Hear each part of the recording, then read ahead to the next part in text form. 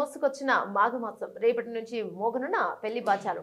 తెలుగు రాష్ట్రాల్లో మొదలైన పెళ్లి సందడ్లు. 4 నెలల పాటు వరుసగా ముహూర్తాలు. మార్చి 18 నుంచి 28 వరకు వివాహాలకు సెలవు.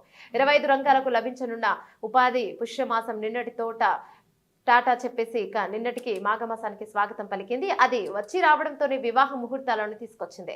రేపటి నుంచి వరుస పెట్టి ముహూర్తాలు ఉండడంతో పెళ్లి సందడిలతో కళ్యాణ మండపాలు కలకలలాడున్న. ఇన్ని రోజుల పాటు శుభకార్యాలకు దూరంగా ఉన్న ఇళ్లలో సందడి వాతావరణం నెలకొంది. ఇక పెళ్లిళ్లతో పాటు అనేక రంగాలు కూడా యాక్టివ్ అవుతున్నాయి. దాదాపు 25 రంగాలు ప్రత్యక్షంగా పరోక్షంగా ఉపాధి పొందనున్నాయి. పురోహితుల నుంచి ఈవెంట్ ఆర్గనైజర్ల వరకు అందరూ బిజీగా మారిపోనున్నారు. ఇక ఇప్పటికే బుక్ అయిన కళ్యాణ మండపాల్లో పనులు మొదలు కన్నాయి. రేపటి నుంచి మొదలయ్యే ముహూర్తాలు 4 నెలల పాటు అంటే మే 23 వరకు ఉన్నాయి. అదే నెల 28న జ్యేష్ఠ మాసం మొదలు కానుంది. అయితే మధ్యలో పాల్గొన మాసంలో మార్చి 18 నుంచి 28 వరకు శుక్ర మౌఢ్యమి కారణంగా ముహూర్తాలు లేవు. ఈసారి మాఘమాసంలో తెలుగు రాష్ట్రాల్లో వేల సంఖ్యలో జంటలు ఒకటి కానున్నట్లు ఇప్పటికే బుక్ అయిన కళ్యాణ మండపాల రికార్డులను బట్టి తెలుస్తోంది.